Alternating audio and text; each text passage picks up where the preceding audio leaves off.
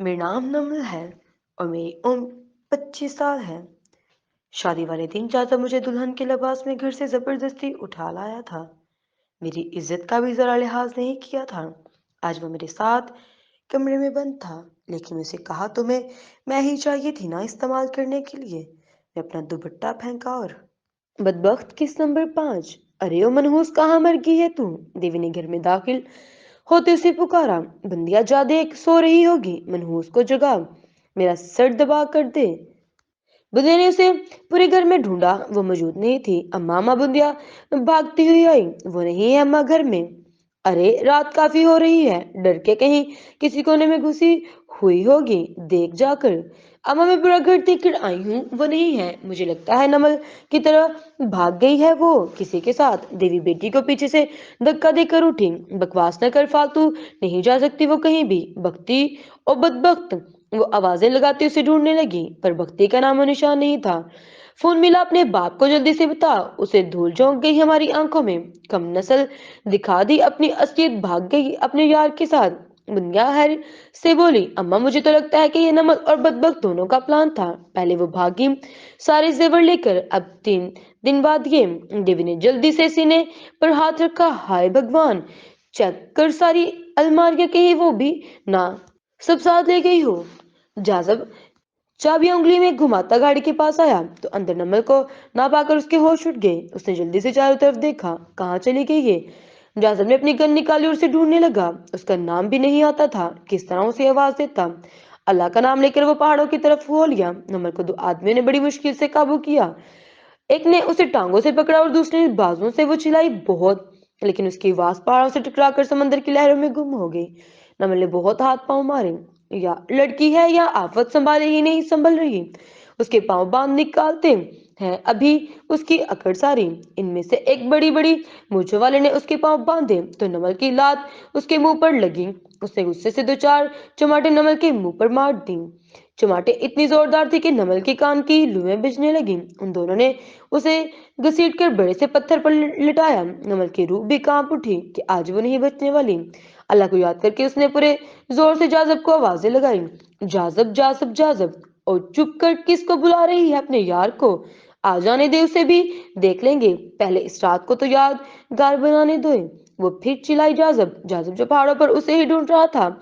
उसके कान में नमल की आवाज आई। जाजब वो उसकी आवाज की तरफ लपका और चंद लम्हों में वो उनके सर पर मौजूद था, गन लिए। छोड़ो उसे। जाजब को सामने देखकर उसकी जान में जान आई। वो खड़ी हुई तो जाजब उसे देखा। हिरनी जैसी आंखों में खौफ नाच रहा था। उसके मुंह और नाक से भी खून बह रहा था। वो जैसे जाजब की तरफ लपकी, एक ने उसके माथे पर गन रखकर उसे पकड़ा। जाजब की आंखें सुर्ख हो रही थी। गुस्से से उस लड़की को छोड़ दो, एक मूंछों को तावे देकर बोला। वाह साईं वाह, इतनी आसानी से हाथ लगी जल परी तुझे दे दे। चल एक काम कर, सुबह तक हमारी इसके बाद तेरी ले जाना उसे। फिर बकवास बंद कर अपनी, वरना जान से मार दूंगा मैं। छोड़ दो उसे, अमानत है ये किसी की। अरे प्यारे, जाजब वो अमानत ही क्या जिसमें खयानत ना हो। चल अब गन नीचे रख दे, वरना तेरी दुल्हनिया को जान से मार देना है। रख नीचे गन अपनी। नमल का बस नहीं चल रहा था कि वो अपनी जान खुद ले लेती।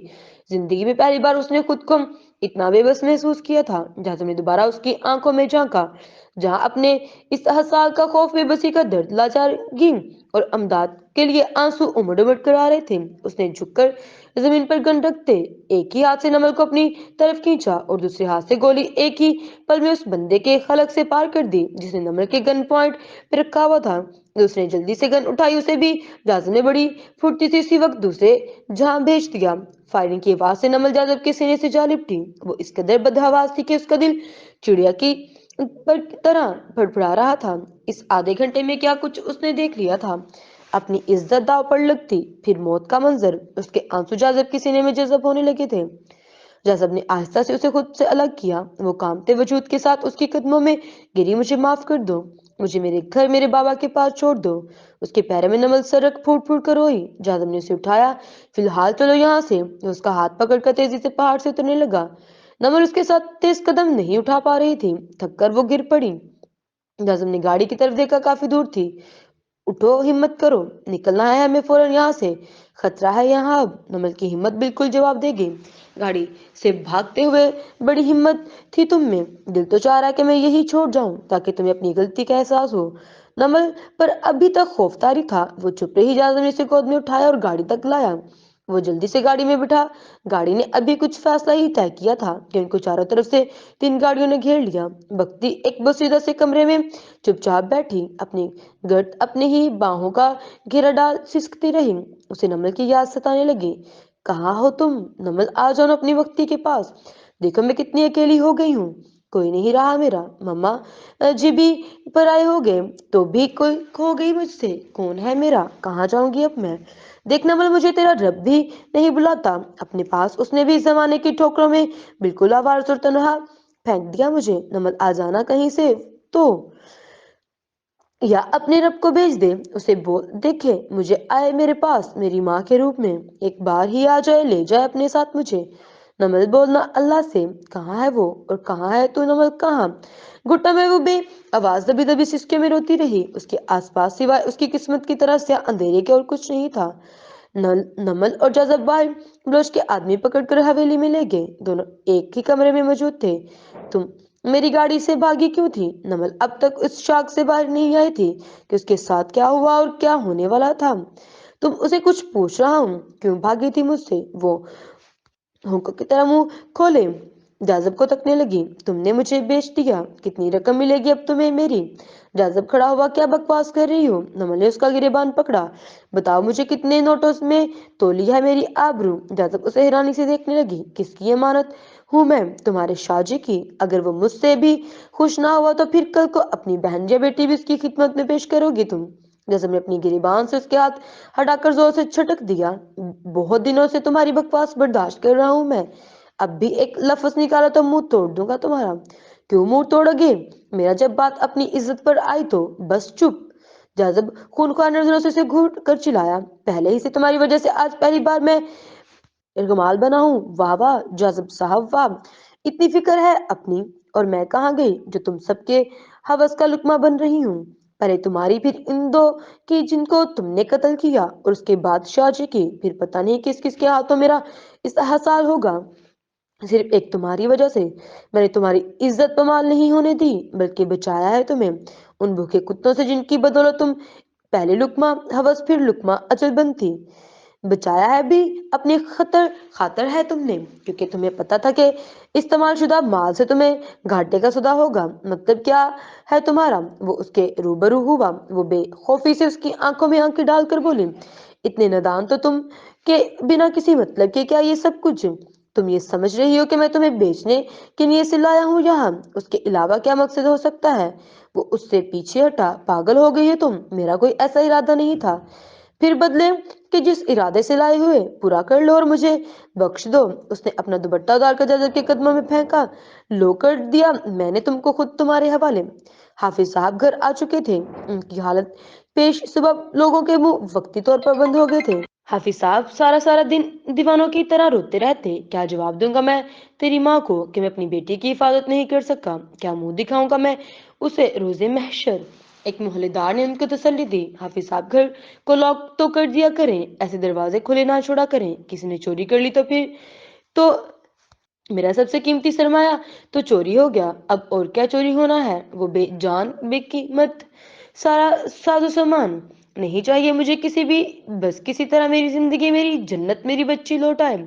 حافظ صاحب اللہ کے گھر میں ہیں آپ، اس کے یہاں دیر ہے اندھیر نہیں۔ ہماری بھی یہی دعا ہے کہ اللہ ان ظالموں کے دل پر رحم کرے اور آپ کی بچی سے سلامت گھر آ جائے۔ مسجد پوری خالی ہو چکی تھی اور وہ سجدے میں گڑ گڑا کر نمل کی حفاظت کی دعائیں مانگتے رہے رب سے۔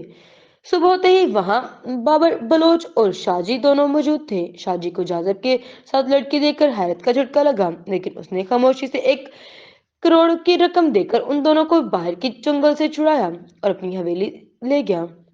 گوپال ساری رات باہر گزار کر گھر آیا۔ گھر میں داخل ہوتے ہی دیوی اس پر برس پڑی، کہاں اس بدبخت کے پیچھے مارے مارے پھرتے رہے تم؟ ہاتھ نہیں آنے والی اب وہ کلموں ہی تمہارے بڑا سینہ سے لگا کر رکھتے تھے نہ، تم اسے تھوک کر گئی ہے تم پر۔ گوپال نے اس کے آگے ہاتھ جوڑے، بس کر دو، بھگوان کا واسطہ ہے اب تو مجھے چپ کروا لوگی، لیکن کان کھول کر سن لو، اگر وہ منہ کالا کر کے اس گھر میں واپس آئی اور تم نے اسے آنے دیا تو یاد رکھنا وہ تمہارا بھی آخری دن ہوگا اس گھر میں۔ گوپال نے بلند آواز میں روتے ہوئے کہا، نہیں آئے گی اب وہ واپس کبھی بھی۔ تم تو ایسے دیوانوں کی طرح رو رہے ہو جیسے وہ مر گئی ہے اور تم اس کی چتا کو آگ دے کر آ رہے ہو۔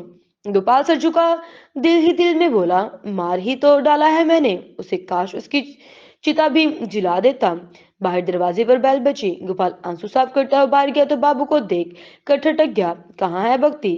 گوپال سختی سے بولا، بھاگ گئی ہے وہ۔ کیا؟ بابو حیرت سے چلا کر، بھاگ گئی؟ یہ تو نے اسے کہیں اور ٹھکانے دے دیا ہے۔ میں سچ کہہ رہا ہوں کہ جا کر دیوی سے پوچھ لو، بھاگ گئی ہے وہ کل رات ہی۔ دیکھ چاچا، میرے ساتھ غلط بیانی سے کام نہ لے، تو جانتا ہے مجھے اور میں تجھے، تیری آنکھوں میں چوری صاف نظر آ رہی ہے۔ یاد رکھ چاچا، ڈھونڈ لوں گا میں اسے، لیکن اسے مل جانے پر تیرا حال بہت برا ہوگا۔ ایک ایک پل کا، ایک ایک دن کا بدلہ لوں گا میں تم سے۔ اب دیکھنا اپنا تماشا۔ بابو گوپال کو دھکا دے کر چلا گیا۔ یہ کون ہے تمہارے ساتھ؟ شاہ جی کے سوال پر جازم نے سر جھکا لیا۔ نمل نے شاہ جی کو باغور دیکھا، گولڈن بال، ہری کنچے جیسی آنکھیں، گورے رنگ پر کاٹن کا بلیک سوٹ پہنے وہ کوئی رئیس زیادہ لگ رہا تھا۔ میں پوچھ رہا ہوں کہ کون ہے یہ تمہارے ساتھ؟ شاہ جی نے اسے بازو سے جھنجھوڑا۔ نمل کے زخمی لب کھلے۔ آپ کا مال؟ شاہ جی نے اس کی طرف دیکھا تو جو زخموں سے چور چور تھی۔ میں نے تم سے نہیں پوچھا، آپ کو جواب چاہیے تھا نا، میں نے دے دیا۔ اب یہ بتائیں کیا قیمت دیں گے اس کو آپ؟ میری قیمت تھوڑی کم ہوگی نا اب، کیونکہ مال کافی خراب حالت میں ہے۔ شاہ جی نے جازب کی طرف دیکھا۔ کیا کہہ رہی ہے یہ؟ کون سی قیمت، کون سا مال؟ وہ اسے گھور کر بولا، بکواس کر رہی ہے، تم اسے بھگا کر لائے ہو کیا؟ جازب نے نام میں سر ہلا کر کہا، نہیں، اٹھا کر لایا ہوں۔ کیوں؟ شاہ جی نے سوال پوچھا۔ جواب میں خاموشی تھی۔ اب لوگوں کو بہن بیٹیاں بھی اٹھا کر لاؤ گے تم؟ یہ گھٹیا اصول کب سے شامل کیا ہے تم نے اپنے دھندے میں؟ وہ سگریٹ کو ہاتھوں میں مسل کر بولا، غلطی ہوگی غلطی۔ شاہ جی نے اس کی طرف دیکھا۔ مجھے تو نہیں لگتا یہ غلطی تھی جس کے پیچھے تم نے 2 قتل کر دیے، وہ بھی باہر بٹ کے علاقے میں رہ کر، اسی کے بندوں کا۔ جذب کی آنکھوں میں اب بھی غصہ جھلک رہا تھا۔ قتل کر دینے کے ہی قابل تھے وہ، تمہاری جان بھی جا سکتی تھی نا، نہیں مار سکتے تھے وہ مجھے، پہچان گئے تھے۔ ہاں بھئی، بڑا نام ہے نا تمہارا، کمانڈو جازب۔ شاہ جی اپنا غصہ کنٹرول کر کے بولا، جانتے ہو اب یہ خبر اپنے پورے سرکل میں پھیلے گی کہ شاہ جی جازب سے مل کر عورتوں کا بزنس بھی کرنے لگا ہے۔ جازب غصے سے کھڑا ہوا، مجھے کسی کی پرواہ نہیں۔ شاہ جی نے نمل کی طرف اشارہ کیا، اس کی بھی پرواہ نہیں۔ جازب نے کن اکھیوں سے نمل کو دیکھا اور وہاں سے چلا گیا۔ شاہ جی نمل کے پاس آیا تو وہ تھوڑا پیچھے ہٹی۔ دیکھو لڑکی، آج سے پہلے اس نے کبھی ایسی حرکت نہیں کی، اسے کوئی پسند آ جائے تو وہ یہ نہیں چھوڑتا، یا اسے جس چیز پر غصہ ہو اسے تو بالکل نہیں چھوڑتا۔ اب تم پر اسے غصہ ہے یا؟ آگے وہ خاموش ہو گیا۔ خیر، شاہ جی نے اسے سر پر سے پاؤں تک دیکھا۔ تمہاری شادی ہو رہی تھی یا کسی کی شادی میں جا رہی تھی، یا پھر شادی شدہ ہو؟ نمل غصے سے بولی، آپ کو کیوں بتاؤں، شادی شدہ تھی یا ہو رہی تھی، یا شادی کے قابل چھوڑا نہیں آپ نے کرنی ہے کیا؟ شاہ جی کو ہنسی آ گئی۔ اب سمجھا آیا وہ تمہیں کیوں اٹھا کر لایا ہے، کب سے ہو اس کے پاس؟ نمل کی آنکھوں میں آنسو آ گئے۔ 4 دن سے واپس جانا چاہتی ہو؟ نمل نے بچوں کی طرح ہاں میں سر ہلایا۔ کون کون ہے گھر میں تمہارے؟ وہ قبول کر کے لیں گے تمہیں؟ گھر میں صرف میرے بابا جانی ہیں، اور باپ کے لیے بیٹی کا وجود نہ سور بھی بن جائے تو وہ اسے خود سے جدا نہیں کر سکتا۔ تمہارے بابا اس وقت کہاں تھے جب جازب نے تمہیں اٹھایا؟ وہ اس وقت نہیں تھے، ورنہ کسی کی ضرورت نہیں تھی کہ مجھے کوئی ہاتھ بھی لگاتا۔ شاہ جی دلچسپی سے اسے دیکھنے لگا۔ سامنا کر لو گی معاشرے کا، آپ کے ان سب سوالات کا کوئی مطلب نہیں، اب یہ سب سے پہلے سوچنا تھا، اور معاشرے کا سامنا تو کر ہی لوں گی، لیکن آپ جیسے درندوں کا نہیں کرنا چاہتی۔ شاہ جی اٹھا، تو میں تمہارے گھر پہنچا دوں گا جلد، زندہ یا مردہ؟ شاہ جی اس کے سوال پر ہنسا، زندہ سلامت اور باعزت پہنچے گی۔ باعزت؟ نمل نے شاہ جی کی طرف دیکھا، باعزت چھوڑا ہے مجھے؟ کیوں، جازب نے کوئی غلط حرکت کی ہے یا تمہاری عزت پر ہاتھ ڈالا ہے؟ نمل ایک ایک لفظ چبا کر بولی، آپ کے نزدیک کپڑے اتارنا ہی عزت پر ہاتھ ڈالنا ہوتا ہے؟ کسی کی بیٹی کو بیاہتے لباس میں دیکھ کر اسے اپنی وحشت اور ہوس کا نشانہ بنانے کے لیے اس کی 4 دیواری سے اٹھا لینا، پھر اسے واپس چھوڑ دینا عزت افزائی کا کام ہے؟ دیکھو لڑکی، جازب ایسا ہے نا، ہم غلطی ہو گئی اس سے، میں معافی مانگتا ہوں تم سے، اور وعدہ کرتا ہوں کہ اسی طرح گھر پہنچو گی جیسے یہاں آئی ہو۔ معافی مانگ کر خود کو شرمندہ مت کریں، کیونکہ اب مجھے پل کر کسی نے معاف نہیں کرنا۔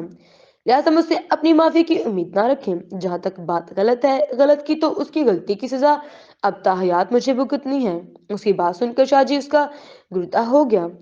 फिर एक तरीका है जिससे तुम सजा और मुआशरे के उठते सवाल दोनों से निजात पालोगी। नमन ने सवाली नजरों से शाहजी को देखा।